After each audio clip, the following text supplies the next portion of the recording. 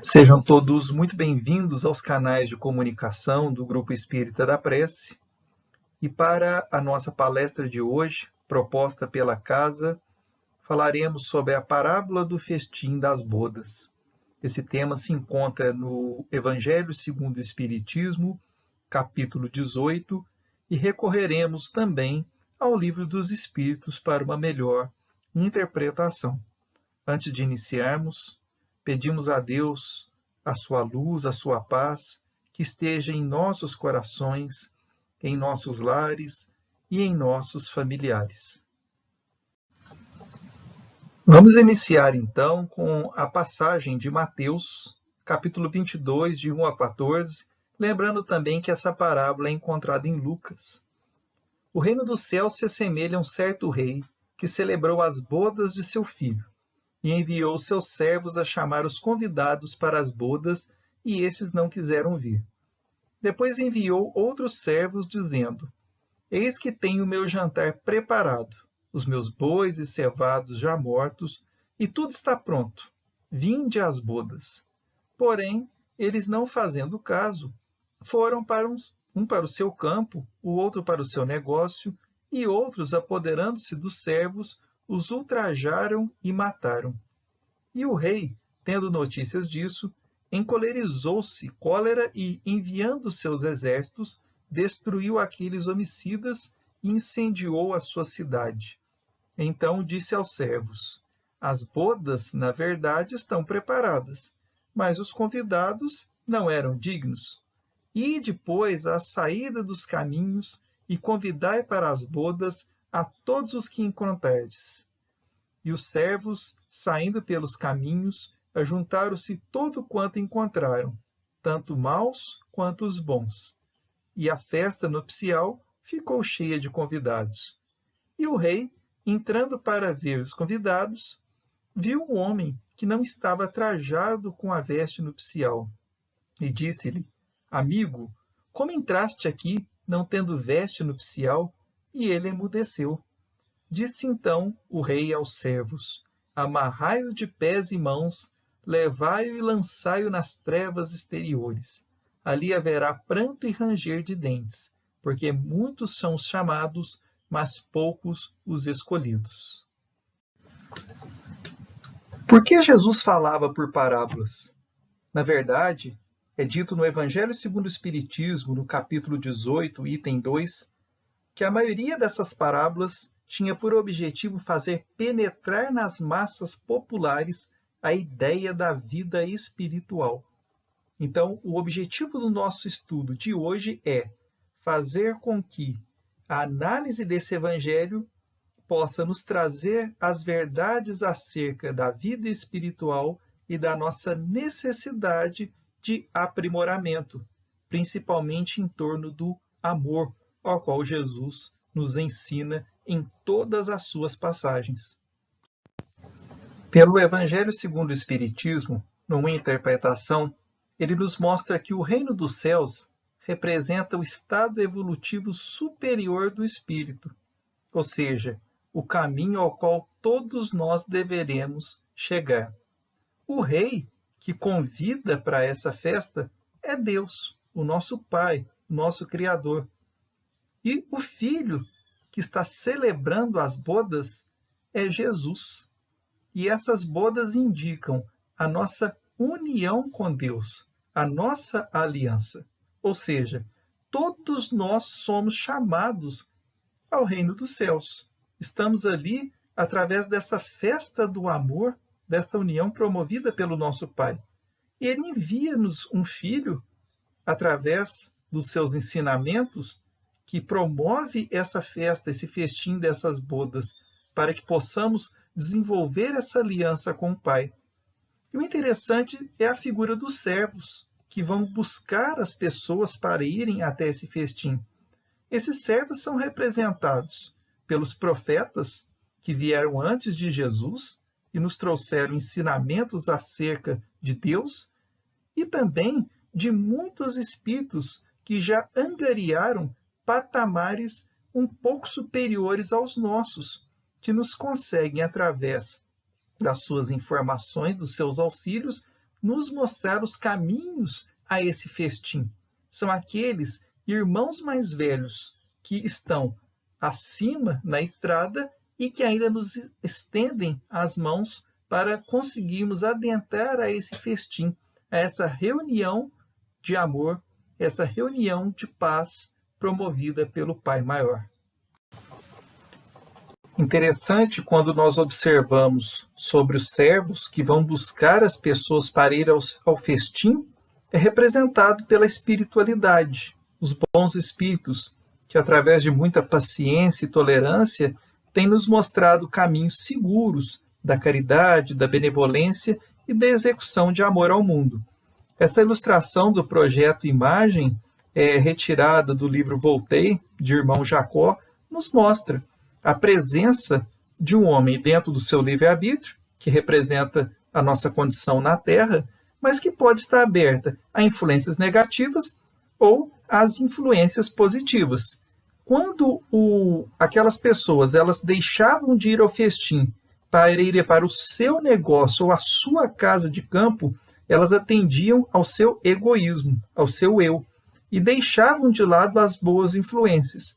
Mas quando nós deixamos a ideia material, quando ela não torna-se um desequilíbrio na nossa vida, mas quando nós permitimos o equilíbrio da estrutura material como algo necessário, aprimoramento, é claro, mas nós atendemos às boas influências dos emissários maiores, certamente nós estamos indo ao caminho desse festim.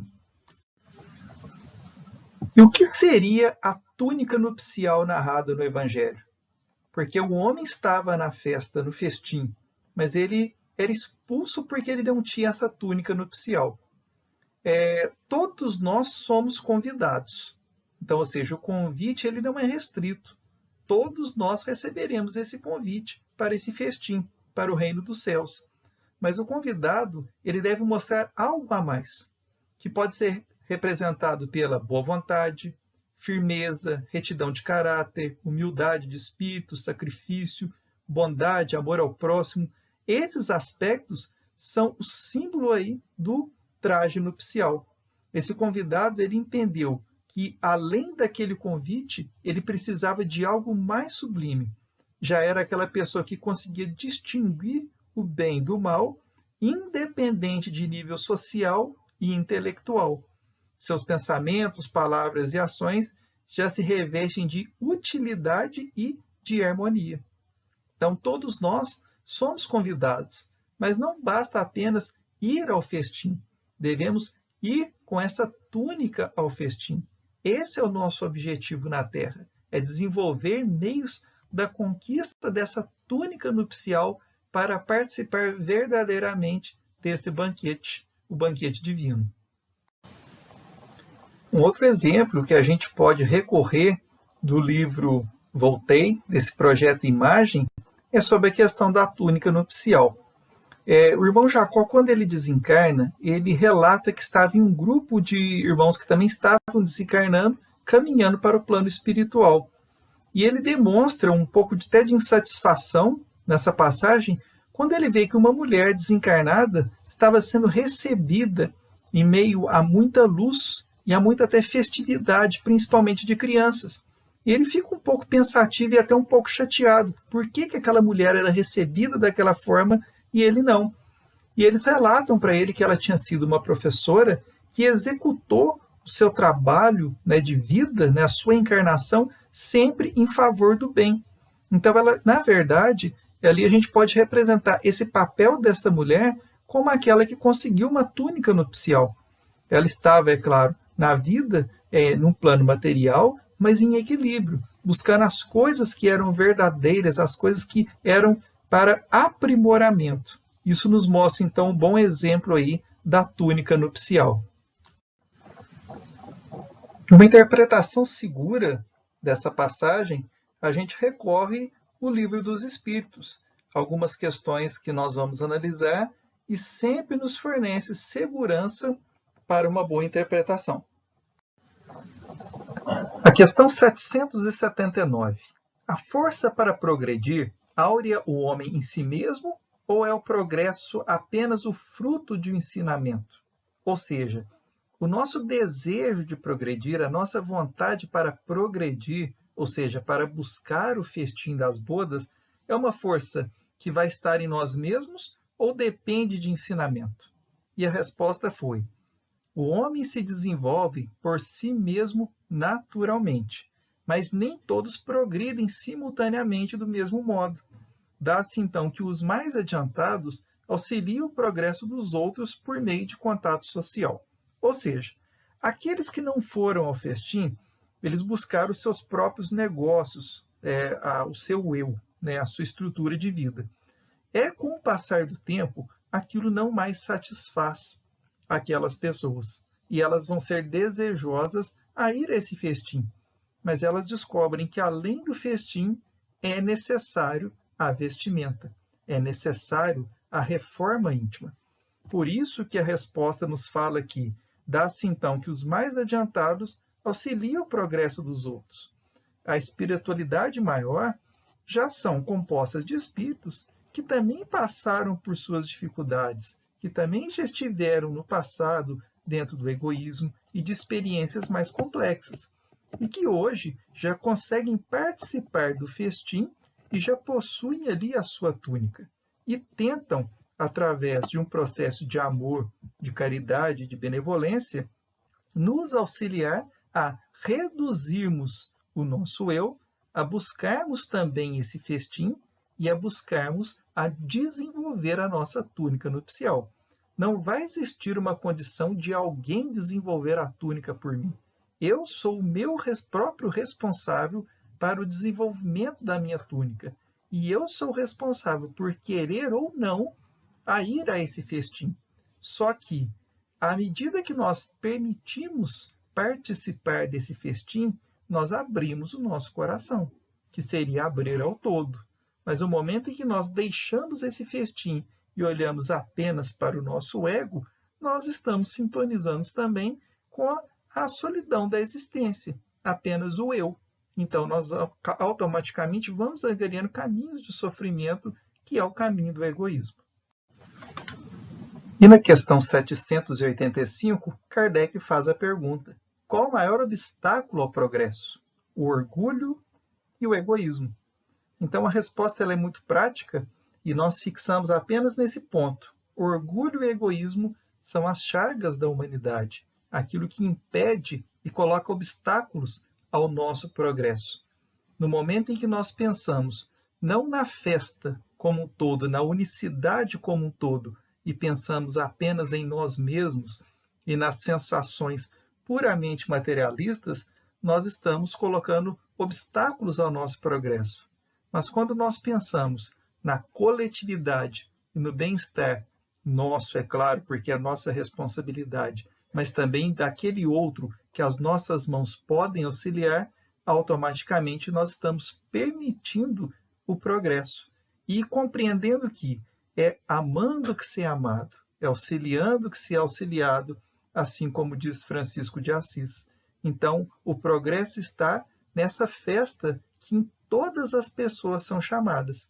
E nessa nossa encarnação, aonde nós fomos sintonizados, no lar, no trabalho, amizade, os lugares de convívio, ali na verdade, ferramentas colocadas para que nós possamos desenvolver a redução de orgulho, de egoísmo e aprimorar a nossa ideia de família, a nossa ideia de irmandade diante de Deus.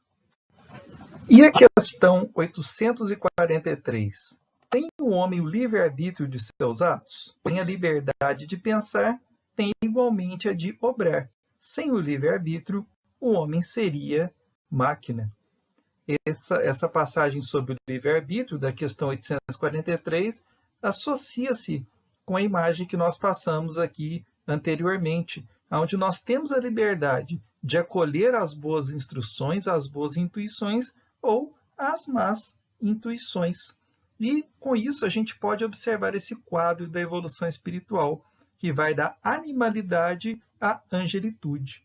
O que representa esse festim das bodas? A angelitude. Mas nós ainda estamos longe da angelitude e estamos ainda próximos da animalidade. Ou seja, nós ainda estamos num conceito mais material, nós ainda estamos em conceitos ainda muito próximos até do instinto.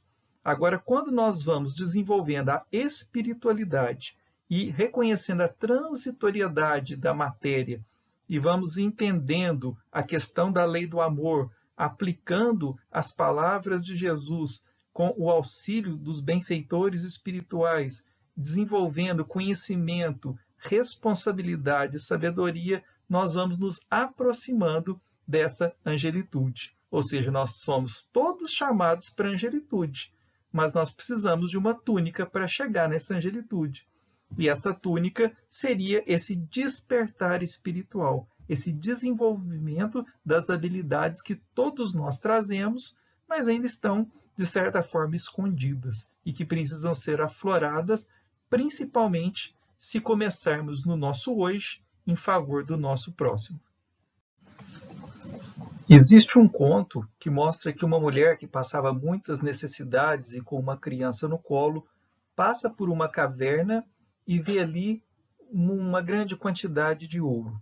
E uma voz fala para que ela entre e que ela pode pegar todo o ouro, que os problemas dela serão resolvidos. Mas que no momento em que a pedra da caverna fechar, nunca mais ela vai se abrir. Aquela mulher entra e começa a pegar todo o ouro. Como já não cabia mais em suas mãos, ela condiciona a criança no chão e consegue dobrar o vestido e pegar mais ouro. A pedra começa a fechar e ela sai correndo, satisfeita, porque os problemas materiais dela seriam resolvidos com aquele ouro. Mas o principal tinha ficado lá dentro, que era a criança. Assim, nós voltamos para o final do que diz essa passagem do Evangelho que nós estudamos hoje. Disse então o rei aos servos: amarrai-os de pés e mãos, levai e lançai nas trevas exteriores, ali haverá pranto e ranger de dentes, porque muitos são chamados, mas poucos escolhidos. Ou seja, recebemos uma oportunidade grandiosa para o festim, que é a vida. E recebemos também oportunidades, enquanto encarnados que estamos, para o desenvolvimento dessa nossa túnica nupcial. A família, o trabalho, os nossos lugares de convívio, todos esses lugares onde nós podemos desenvolver algo de bom, algo que vem dentro de nós. Mas quando nós nos distanciamos de tudo isso e aprimoramos somente a existência de forma egoísta, nós nos comparamos a este conto, em que aprimora-se de todos os bens materiais, mas aquilo não leva à alegria, porque a criança tinha ficado lá dentro. Ou seja, nós podemos aproveitar as questões materiais deste mundo. Não é errado. O que nos toca a ser chamados pelo Evangelho é que nós saibamos equilibrar essas questões e não nos esqueçamos do nosso real motivo de nossa existência, o desenvolvimento espiritual. Que nós não deixemos de lado essas nossas obrigações de levar o amor ao mundo, de purificar os lugares onde nós estamos com a nossa presença, com as nossas boas palavras, com as nossas boas ações. Certamente nós estamos angariando caminhos nessa nossa existência, buscando essa túnica nupcial para o festim, se conseguirmos desenvolver algo de bom que brota de dentro dos nossos corações. E todos nós, sem nenhuma exceção, todos nós nascemos com habilidades, nas múltiplas variações de desenvolver o bem ao mundo. E um comentário final está aí sobre o livro de psicografia de Chico Xavier, de diversos espíritos, que é o livro Caminho Espírita. E nós vamos falar aí do item 59 de Emmanuel, que é uma mensagem que ele fala sobre Pequeno Apólogo. Seria uma região que passava por muita fome. E um senhor, devoto em muito amor, forneceu a essa região, a essas pessoas, lindas e grandiosas sementes para que fossem plantadas e, acima de tudo, ali pudesse ser colhido uma grande quantidade de alimento e a fome terminasse. Só que na hora que essas sementes chegaram, as pessoas ficaram maravilhadas com a beleza da semente. Então a semente foi colocada em um pedestal, as pessoas se preocuparam em fotografar essa semente, em pintar essa semente, em escrever poesia sobre a semente. Então, fizeram um entorno em volta da semente, valorizando a grandiosidade e a beleza dela, mas esqueceram da principal função, que era plantar essa semente para que ela gerasse alimento e reduzisse o problema da fome. O tempo passou e a fome apertou e os problemas ficaram sérios. Eles tiveram que correr para entender que aquela semente deveria ser plantada, só que precisou de muito esforço e muito suor para conseguir plantar todas aquelas sementes em um curto tempo e reduzir a fome. Isso vem de acordo com a nossa passagem de hoje. Nós recebemos sementes a todo momento, e entre elas a nossa existência, a nossa vida, o corpo físico que nós recebemos e essa oportunidade desta encarnação. Que nós façamos dessa grande semente que nós temos nas mãos uma oportunidade de plantar-se a cada dia e gerar frutos pela terra ao qual nós estamos. Que não nos permitamos ser apenas aquela semente que valoriza o ego, que valoriza a vaidade e o orgulho, em que não se gera os frutos. Precisamos a cada dia, diante dos tantos problemas sociais que enfrentamos, a reconhecer dentro de nós mesmos qual a nossa solução, qual o fruto que nós podemos gerar. Esse fruto, em muitas situações, parece uma simples gota de água em um oceano como um todo.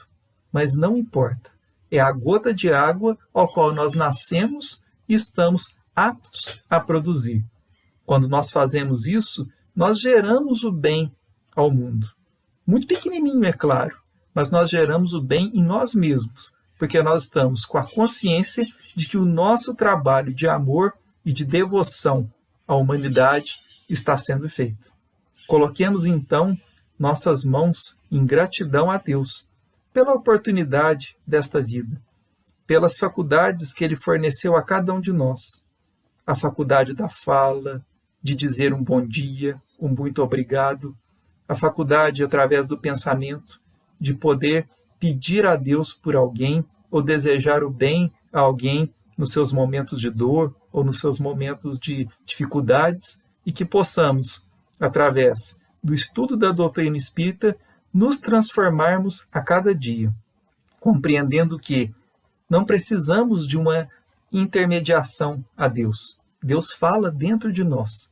Permitamos com que essa luz esteja dentro de nós, que as nossas orações sejam extremamente centradas no amor, na verdade e na busca do bem ao mundo. Que tenhamos todos uma semana de muita luz, de muita paz. Que Ele nos abençoe e também esteja abençoando nossas famílias, os nossos lares, esteja nos hospitais diante dessa pandemia, abençoe os asilos da nossa cidade, o Lar Augusto Silva, a Casa do Vovô, os nossos irmãos moradores de rua, e aonde se faça a dor e o sofrimento, que a luz do Mestre Jesus esteja nesses corações. Que Deus nos abençoe, hoje e sempre.